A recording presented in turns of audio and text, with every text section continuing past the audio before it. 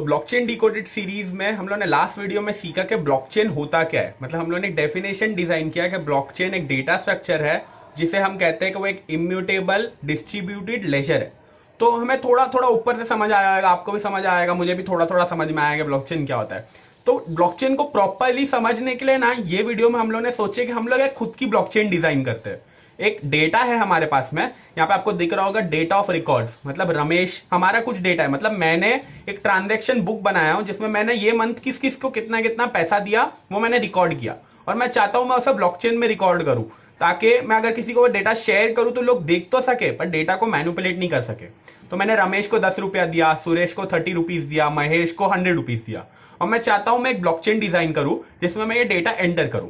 ठीक है, तो समझो मेरे पास एक ब्लॉकचेन बनी हुई है, मैंने ब्लॉकचेन को कोड कर लिया हूं, वो ब्लॉकचेन मेरे पास बनी हुई है, प्रीवियस मंथ का डेटा डाला हुआ है। अब ये 3 डेटा को मुझे 3 ब्लॉक्स में डालना है। ठीक है, और मेरा एक नेटवर्क भी है, मेरे फ्रेंड्स का नेटवर्क है जो चेक करते हैं कि मतलब उन सबके पास में इसकी कॉपी है ताकि कोई भी इसे मैनिपुलेट नहीं कर सके। हमें पूरा प्रोसेस समझते होता कैसे। ठीक है, समझो ये ब्लॉक नंबर है 15, ये है ब्लॉक नंबर 16। ठीक है, यहां से हमारा ये मंथ का डेटा हम एंटर करेंगे। पहले हम देखेंगे इस ब्लॉक का फॉर एग्जांपल हैश है हैश 283 है। ठीक है, मैं यहां पे एंटर करता हूं previous block hash. Previous block hash क्या है हमारा 283A। इसके पहले वाले ब्लॉक का मतलब ये है ब्लॉक नंबर 17, ये है ब्लॉक नंबर 18 और ये है ब्लॉक नंबर 19। ब्लॉक नंबर 17 के पहले वाला ब्लॉक 16 का हैश क्या है 283A। इसमें हमें डेटा डालना है। डेटा हम क्या डालेंगे, हम डेटा डालेंगे रमेश ने 10 रुपीज दिया, मतलब मैंने रमेश को 10 रुपीज दिया। ये हमारा डेटा है, मैं रिकॉर्ड कर रहा हूं, मैं एक लेजर में डेटा को रिकॉर्ड कर रहा हूं, मैंने डेटा रिकॉर्ड कर दिया। अब मैं क्या करूंगा, हैश कंप्यूट करूंगा। ये डेटा का ऊपर के जो डेटा है ना इसका हैश कंप्यूट करूंगा। ठीक है, तो मैं इसके लिए एक लाइव कन्वर्टर पे जाता हूं। मैं यहां पे क्या पुट करूंगा, पहले तो मेरा प्रीव हैश क्या है 283A, और मेरा डेटा क्या है रमेश को मैंने 10 रुपीज दिया। ठीक है, तो मैंने जैसे यहाँ पे डेटा एंटर किया SHA-256 हैशिंग फंक्शन में, हम लोगों ने लास्ट वीडियोस में पढ़ा है ये हैशिंग फंक्शन क्या होता है, तो मुझे एक हैश मिला। ठीक है, अब मैं पूरा हैश कॉपी नहीं करूंगा बट मैं ना यहाँ के लास्ट के 4 FA47 इसे कॉपी कर लेता हूँ। रियल ब्लॉकचेन में पूरा हैश आता है, तो हम लोग क्या कहते हैं अभी के लिए हमारे एग्जाम्पल के लिए हम लोग लास्ट के 4 डिजिट लेते हैं FA47, मतलब हमें इसका हैश क्या मिला FA47। ठीक है, ये हमारा ब्लॉक डेटा। अब ये क्या है, जैसे ही मैंने न्यू ब्लॉक एंटर किया ना मेरे सब दोस्तों की ब्लॉकचेन में उन लोगों ने चेक किए, अपनी अपनी ब्लॉकचेन में उन लोगों ने अपनी अपनी ब्लॉक उनके सबके पास में मेरी ब्लॉकचेन का कॉपी है। उन्होंने ये न्यू ब्लॉक को देखे, डेटा को वेरीफाई किए। कुछ तो तरीका होता है जिससे वो वेरीफाई करते हैं, हम लोग आगे पढ़ेंगे कैसे वेरिफिकेशन होता है, बिटकॉइन नेटवर्क में कैसे वेरीफाई होता है। अभी के लिए समझो मेरे सब फ्रेंड्स ने डेटा को वेरीफाई किया और अपनी अपनी ब्लॉकचेन में न्यू ब्लॉक ऐड कर दिया, अपनी अपनी ब्लॉकचेन में न्यू ब्लॉक ऐड कर दिया उन लोगों ने। ठीक है, अब क्या होता है मुझे सेकंड डेटा रिकॉर्ड करना है, तो अब मैं जाऊंगा मेरा प्रीवियस ब्लॉक का हैश क्या है FA47। डेटा क्या है यहाँ का, डेटा है सुरेश को मैंने 30 रुपीज दिया। ठीक है, ये मेरा प्रीवियस ब्लॉक का हैश है जो इस ब्लॉक का हैश है, और डेटा क्या है मैंने सुरेश को 30 रुपीज दिया। अब मुझे यहाँ का भी हैश कैलकुलेट करना है, तो क्या हैश डालूंगा, मैं वापस से हैशिंग फंक्शन में डालता हूं। प्रीवियस का क्या है FA47, और अब क्या डेटा है सुरेश को मैंने 30 रुपीज दिया, तो ये मुझे इसका भी हैश मिल गया। अब मैं क्या करूंगा, इसके भी लास्ट के ले लेता हूं 4 डिजिट C394। क्या है हैश, क्या मिला मुझे C394, ये मुझे हैश मिल गया। अब मुझे थर्ड डेटा डालना है, तो मैं क्या करूंगा यहाँ पे प्रीवियस, अच्छा जब ये ब्लॉक क्रिएट हुआ मेरे सब फ्रेंड्स को मैंने ये ब्लॉकचेन दिया और सबने क्या कर दिया अपने अपने ब्लॉकचेन में ये डेटा को अपेंड कर दिया, न्यू ब्लॉक डाल दिए, वेरीफाई किए कि मैंने जो डेटा डाला वो सही है, अपने अपनी ब्लॉकचेन में डाल दिए।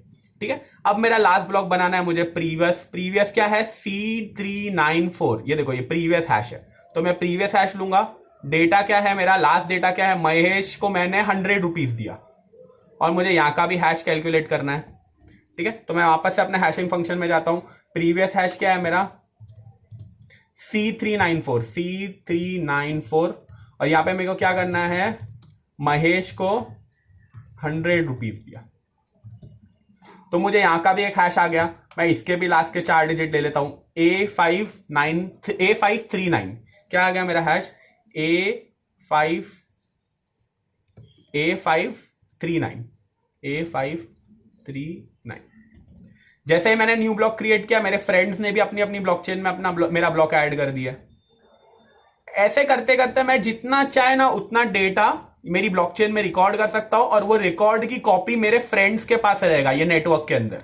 ये मेरा ब्लॉकचेन नेटवर्क है, मेरे फ्रेंड्स मेरे ब्लॉकचेन नेटवर्क में है, उन लोग के पास में भी ये कॉपी है। अब इससे यूज क्या, इसका यूज है कि जो भी डेटा हमने एक बार इसमें डाल दिया ना वो इम्यूटेबल हो गया। हमने क्या पढ़ा, इम्यूटेबल। कैसे?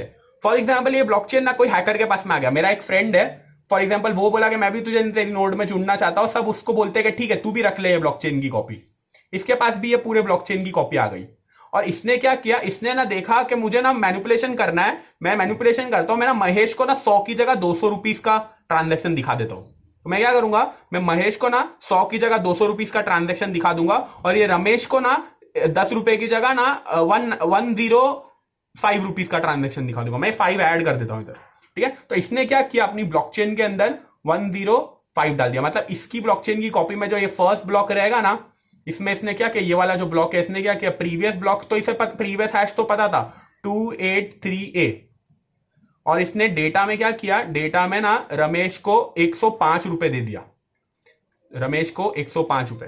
अब आप बोलोगे इम्यूटेबल क्यों है, क्योंकि यहां पे ये चीज का हैश निकाला हुआ है। मतलब जो रियल डेटा था ना उसका हमने हैश निकाला, और हैश की एक प्रॉपर्टी है कि उसमें एवेलेंस इफेक्ट है। मतलब उसमें अगर कोई भी मैनिपुलेट एक भी चीज करेगा तो पूरा हैश चेंज हो जाता है। तो हम देखते हैं ये हैश 283 है, हमारा प्रीवियस हैश क्या था 283A, और हमारा डेटा क्या था, हमने रमेश को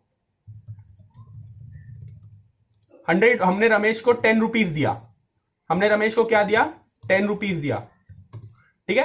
और देखो इसने क्या किया, यहां पे डेटा को 105 रुपीज कर दिया, क्या कर दिया 105 रुपीज। तो इसका लास्ट का हैश ही चेंज हो गया। आपको समझ में आया, लास्ट का हैश चेंज हो गया। तो जैसे ही इसने डेटा में मैनिपुलेशन करने की कोशिश किया, इसका हैश क्या निकला, हैश निकल गया 7778। क्या निकला हैश 7778। जैसे ही ये हैश चेंज हुआ, इसका प्रीवियस हैश चेंज हो गया। इसका भले कुछ भी डेटा रहने दो, अगर ये हैश चेंज हो गया तो इसका भी हैश चेंज हो जाएगा। फिर अगर इसका हैश चेंज हुआ तो हमें इसका भी हैश चेंज करना पड़ेगा। इसका भले डेटा कुछ भी रहने दो, हैश इसका भी चेंज हो जाएगा। मतलब एक small change in a data की वजह से पूरा एक इफेक्ट क्रिएट हुआ, जिसकी वजह से आगे के जितने ब्लॉक्स थे ना वो सब इनवैलिड हो गए, क्योंकि इसका हैश और इसका प्रीवियस हैश मैच ही नहीं किया, दूसरा ही हैश आ गया। तो ये ब्लॉकचेन में हमें पता चल गया कि किसी ने कुछ तो मैनिपुलेशन किया है। जब हम लोग ये ब्लॉकचेन बना रहे थे और हमने जो डेटा एंटर किया उसमें वो डेटा अभी इंटीग्रेटेड नहीं है, वो डेटा में कुछ ना कुछ मैनिपुलेशन हुआ है, चेंजेस हुआ है, किसी ने वो डेटा में चेंज करने की कोशिश की। अब ये नेटवर्क के अंदर हमें पता है कि ये वाले बंदे ने चेंज किया है, तो हम लोग हमारी ये वाली, अभी पता कैसे चलेगा कि इस बंदे ने जो ब्लॉकचेन क्रिएट किया वो वाला सही है या मेरी ये वाली ब्लॉकचेन सही है। तो हम लोग क्या करते हैं, मेजोरिटी देखते हैं। ये नेटवर्क में 4 लोगों के पास में ओरिजिनल ब्लॉकचेन है, और ये एक बंदे के पास में ये फ्रॉड वाली ब्लॉकचेन है। तो हम लोग यहां से क्या कंक्लूड कर सकते हैं कि यहां पे ये बंदे ने मैनिपुलेशन किया है, या ये बंदे को जिसने डेटा दिया है वो मैनिपुलेटेड डेटा है।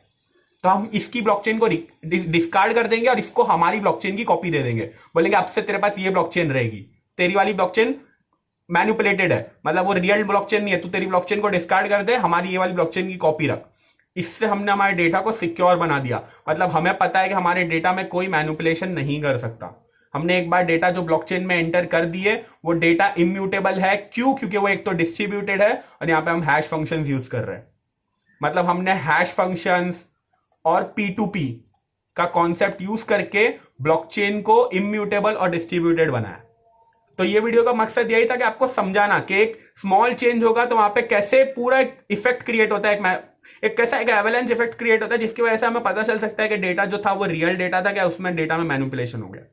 और ये मैंने आपको ये एग्जांपल के थ्रू समझाया कि इसमें एक स्मॉल चेंज हो रहा है, आपका पूरा हैश चेंज हो जा रहा है, ठीक है। बहुत सारी डिफरेंट चीजें और भी लगती है कि अभी हमें समझना पड़ेगा, हम ये डेटा एंटर कर रहे हैं तो डेटा को वेरीफाई कैसे कर रहा है नोड। अभी जो ये ब्लॉकचेन यूज हो रहा है बिटकॉइन नेटवर्क में, बिटकॉइन में भी हम ट्रांजैक्शंस रिकॉर्ड कर रहे हैं, ट्रांजैक्शंस कर रहे हैं, क्या हो रहा है बिटकॉइन नेटवर्क वो हम लोग सब समझेंगे। बट आपको अब ये ब्लॉकचेन समझ आ रहा होगा, आपको एक अंडरस्टैंडिंग आ रही होगी कि ब्लॉकचेन का डेटा स्ट्रक्चर वर्क कैसे करता है। तो मेरा मोटिव वही था ये वीडियो को आपको सिखाने के लिए। आप ये वीडियो को वापस से देखिए और अगर कुछ भी डाउट हो तो कमेंट सेक्शन में पूछिए, लाइक कीजिए, वीडियो को शेयर कीजिए, ये प्लेलिस्ट को शेयर कीजिए, अपने फ्रेंड के साथ में खुद भी सीखिए, उनको भी सीखने का मौका दीजिए और अपना ध्यान रखिए, सीखते रहिए और मिलते हैं नेक्स्ट वीडियो के अंदर। तब तक के लिए टेक केयर, बाय।